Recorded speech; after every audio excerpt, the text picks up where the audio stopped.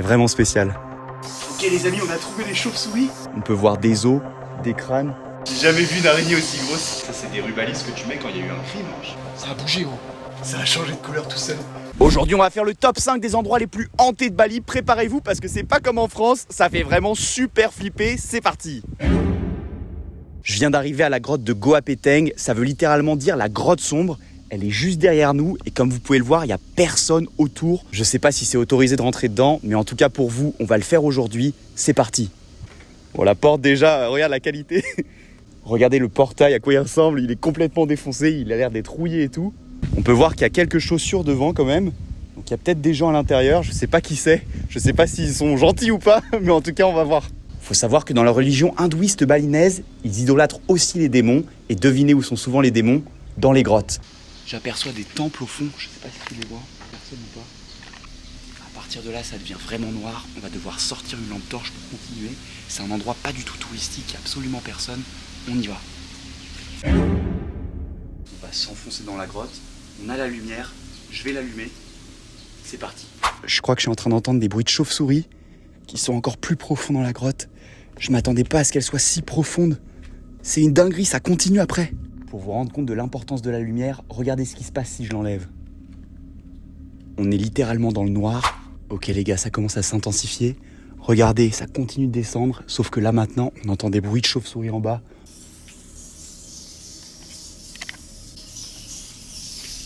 Ok les amis, on a trouvé les chauves-souris. Et là, il y a un mélange de poussière et d'humidité beaucoup trop intense. L'air devient littéralement irrespirable. On va être obligé de faire demi-tour. On va essayer de faire une deuxième grotte parce que comme vous pouvez voir, il y a un deuxième passage. Est-ce que celui-là est hanté ou pas? C'est parti, on va voir ça. Le fait qu'on ait vu des tongs à l'entrée et personne dans la grotte, ça fait vraiment flipper. Si ça se trouve, ils sont tout au fond. Allez, on continue. Je pense qu'on est sur la piste des gens, regardez. Il y a une offrande avec de l'encens qui est en train d'être consommé. Il n'est pas encore fini. Les balinais qui descendent jusqu'ici doivent être vraiment hyper motivés et surtout très croyants pour descendre aussi profond dans des grottes, faire des offrandes. À Bali, il y a deux types d'offrandes. Celles qui sont posées en l'air pour les dieux et celles qui sont posées sur le sol pour les démons. Ok, on est parti, on va explorer plus bas et voir. Mec, ça a changé de couleur tout seul. C'est passé en rouge, what the fuck. Oh, ça fait trop bader gros, ça fait trop bader. J'ai rien touché. Je sais pas comment ça se fait, c'est en rouge. Non, ça fait trop peur par contre. Vas-y, attends, comment on fait pour remettre? Ok, j'ai réussi à remettre. Tim, on continue ou pas? Ça fait vraiment peur par contre. Regardez comment je suis trempé les amis, c'est comme s'il pleuvait tellement c'est humide. En même temps, on est dans une grotte très profonde maintenant. Le chemin est de plus en plus étroit et de plus en plus raide, mais on continue toujours. On est arrivé au fond de la deuxième grotte, cette fois-ci il y avait beaucoup moins de chauves-souris donc on a pu aller jusqu'au bout. Regardez comment on est trempé. Bon, il nous est arrivé un truc paranormal quand même, la lumière a changé de couleur pour du rouge. Maintenant j'espère qu'elle va pas s'éteindre sur le chemin du retour, parce que si je l'enlève, ça ressemble à ça. Ok, on aperçoit enfin la lumière, on est presque tout en haut. Le plus flippant dans cette histoire, c'est qu'on est descendu jusqu'au fond de la grotte et on n'a pas trouvé à qui appartiennent ces tongs. Je vais escalader le muret et puis on se retrouvera directement dans l'hôtel. Maintenant les amis, on vient d'arriver dans l'endroit le plus hanté de Bali, c'est le Ghost Palace. C'est un hôtel qui a été abandonné il y a plus de 10 ans. Il y a beaucoup de rumeurs dessus. On va aller voir ce que ça vaut. Regardez, ça ressemble à The Last of Us ou The Walking Dead, avec plein de végétation qui monte sur les immeubles. L'ambiance ici est vraiment lugubre.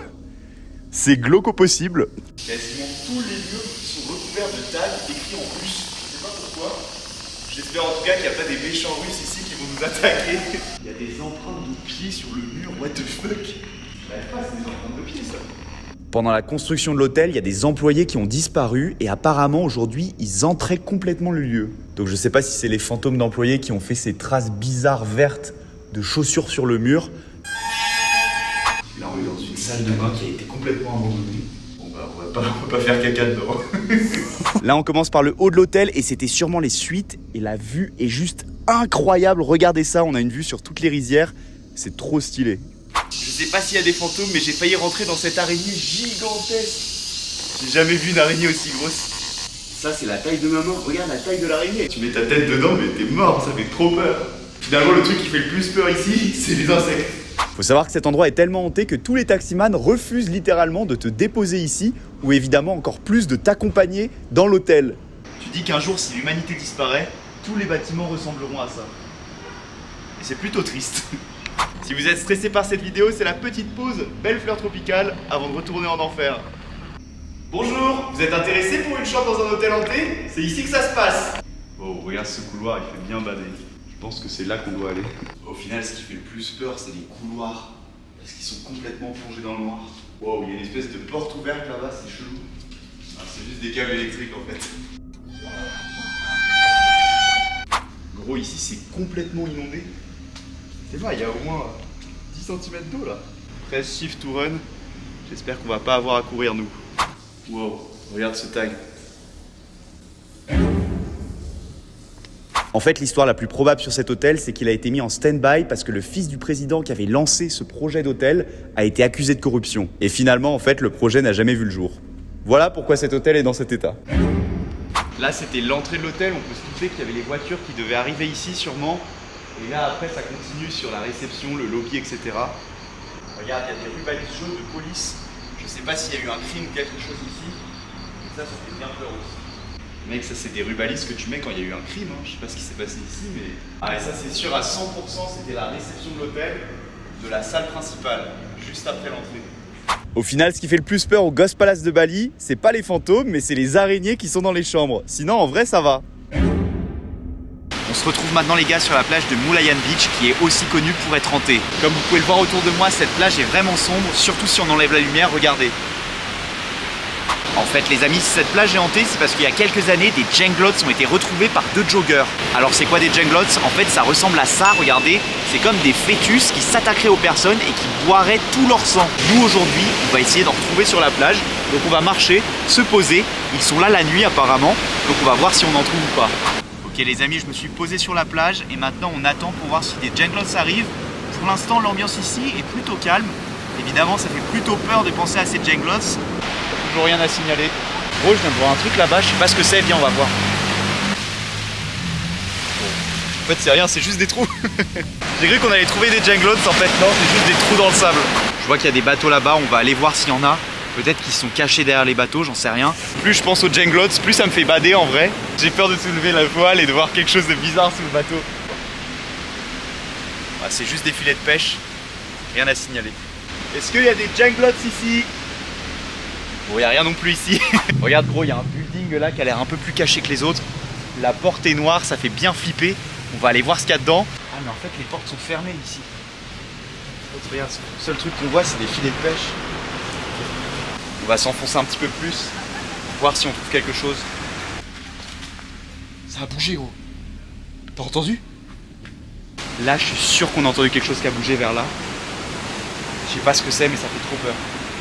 Ok, là l'ambiance les gars est vraiment différente dans cet endroit. On sent que c'est pesant, il y a beaucoup de bateaux qui ont l'air d'être abandonnés. Allez, on va se faire un dernier bateau pour bien vérifier.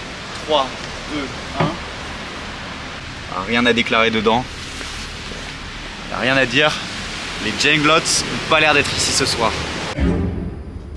On est maintenant au Taman Festival, qui est un ancien parc d'attractions qui est maintenant abandonné. Il faut savoir qu'à Bali, tout ce qui est abandonné est rempli de démons et ça en fait un des lieux les plus hantés de Bali. On va le visiter tout de suite. Tout seul, il n'y a personne d'autre que moi. Si vous ne croyez pas au paranormal, il faut savoir que l'île de Bali est sujette à beaucoup d'événements paranormaux. Et en plus, pour couronner le tout, là c'est la tombée de la nuit, donc c'est l'heure où tous les démons seraient de sortie. C'est fou de voir à quel point la nature reprend vite ses droits sur les endroits créés par l'homme. Ici, ça devait être une des places centrales par attraction, et aujourd'hui, regardez, entouré de jungle en fait. L'ambiance ici est lourde hein, quand même. Regarde ce bâtiment. Regardez toutes ces lianes qui sont en train de pousser dans le couloir. On dirait vraiment des, je sais pas, des tentacules qui veulent t'attraper, c'est horrible. C'est vraiment bizarre comme sensation. En fait, il faut savoir que depuis son ouverture, ce parc d'attractions a toujours été maudit.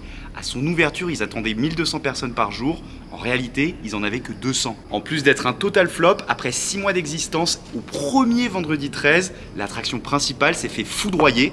Ils n'ont jamais réussi à s'en remettre et le parc a fermé. Comme quoi, les démons, le vendredi 13, tout ça, ça existe peut-être. Les gars, on est en train de se faire pulvériser par les moustiques. Donc gros pouce bleu pour nous soutenir. Oh regarde, il y a un graffiti de chauve-souris. Mec, j'espère qu'il n'y en a pas encore par contre parce qu'on a déjà eu notre trop plein avec la grotte là. Wow, regarde, là t'as carrément un trou dans le mur qui donne sur les toilettes. Oh, pratique si t'as envie de faire pipi. C'est difficile de se rendre compte que c'était un parc d'attractions avant, qui accueillait vraiment du public et qui était propre, nettoyé, etc. Surtout quand on voit ce genre de décor. En tout cas, une chose est sûre, c'est que le parc d'attractions est vraiment immense. Ça fait vraiment maintenant plusieurs dizaines de minutes qu'on marche dedans et on n'est toujours pas arrivé au bout. Pour vous donner une idée de la taille du parc, regardez comment c'est petit. J'espère que vous êtes rassurés quand vous voyez ce genre de tag. Quand le parc était toujours en activité, il y avait des crocodiles dedans. Et il y a une rumeur comme quoi à la fermeture du parc, ils ont laissé les crocodiles en liberté. Et apparemment, les agriculteurs leur donnent à manger. Donc il faut vraiment qu'on soit sur nos gardes. Même jusqu'à Bali, on retrouve Je suis Charlie en 2024. D'ici, il y a des fenêtres et on peut voir l'amphithéâtre. Est-ce que vous êtes d'accord que cet arbre rappelle celui de la grotte? Il a l'air vraiment pareil. Bon, je vous rassure, il y a des tags qui sont là pour faire redescendre un peu la pression. Regarde la tête. Je sais pas ce que c'était cet endroit avant, mais regardez, c'est littéralement gigantesque. Ça devrait vraiment être un endroit central du parc d'attractions. Bon, cet endroit dégage vraiment une ambiance post-apocalyptique. On sent que la nature a complètement repris ses droits. Par contre, hanté, ça je peux pas le prouver parce qu'on n'a rien eu de paranormal finalement. C'est angoissant parce qu'on vient de sortir, on a l'impression qu'on est toujours regardé par le parc. Regarde, il y a un énorme œil qui est tagué. Là, on est en face de la plage, en vrai c'est beau. Là, t'as l'impression que c'est toujours oppressant en fait. Faut vraiment qu'on s'en aille de cet endroit. On va maintenant à la forêt hantée de Trunian. C'est simple, c'est un cimetière à ciel ouvert, c'est-à-dire qu'ils enterrent pas leurs morts en fait. Donc il y a des crânes, des os, des cadavres. Préparez-vous parce que ça va être hardcore ce qu'on va voir maintenant. Pour aller à cet endroit, il faut prendre une barque dans un endroit très reculé. T'en as à peu près pour 10 minutes avant d'arriver à l'endroit. Autant vous dire qu'il n'y a personne, littéralement zéro touriste. Cet endroit est absolument unique au monde, alors préparez-vous bien. On est sur le point d'entrer dans le cimetière et regardez ce qu'il y a juste devant. Ça fait vraiment super badé. En vrai, je me demande si c'est même pas fait avec les vrais cheveux des cadavres, vu que les cadavres sont à quelques mètres, c'est fort possible. On s'apprête à rentrer dans le cimetière, c'est parti.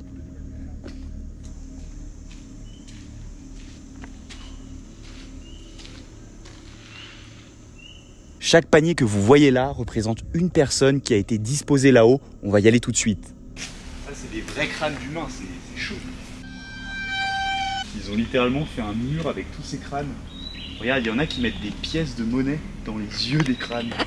En fait, ils ont une relation aux morts qui est vraiment différente de la nôtre. Parce que moi, je pourrais pas imaginer que le crâne de ma mère ou de mon père se retrouve sur un muret et que je sache exactement lequel c'est. C'est vraiment spécial. En fait, si dans ce village, ils brûlent pas leurs morts, c'est parce qu'on est juste à côté d'un volcan et ils ont peur qu'en brûlant les morts, ça énerve le volcan et ça le réveille. Du coup, ce qu'ils font, c'est qu'ils mettent tous les morts dans des cages.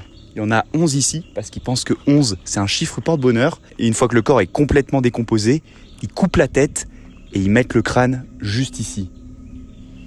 Pour respecter les morts, on va pas vous montrer l'intérieur des cages, mais il faut que vous vous imaginiez des corps en fait en décomposition, qui sont tout habillés et qui sont recouverts en fait de bambou, tout simplement.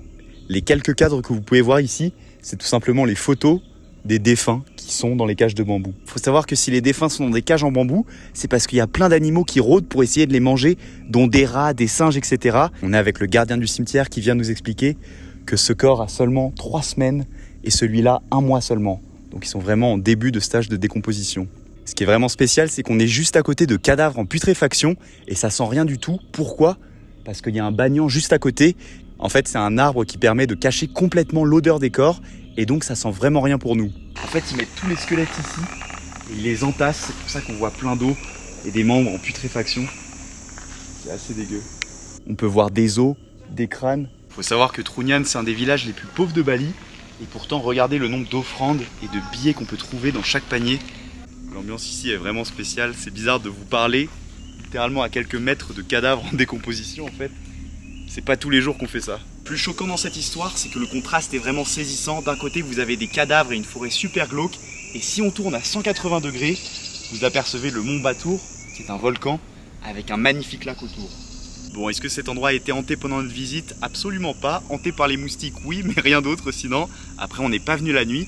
Mais en tout cas, pendant notre présence, il s'est rien passé d'anormal. Si t'es arrivé jusqu'au bout de la vidéo, merci à toi. De 1, t'es super courageux. Et de 2, j'y ai mis tout mon cœur et toute mon énergie. Donc je te remercie 1000 fois. N'hésite pas à me dire ce que t'en as pensé en commentaire. Et je te dis à la prochaine.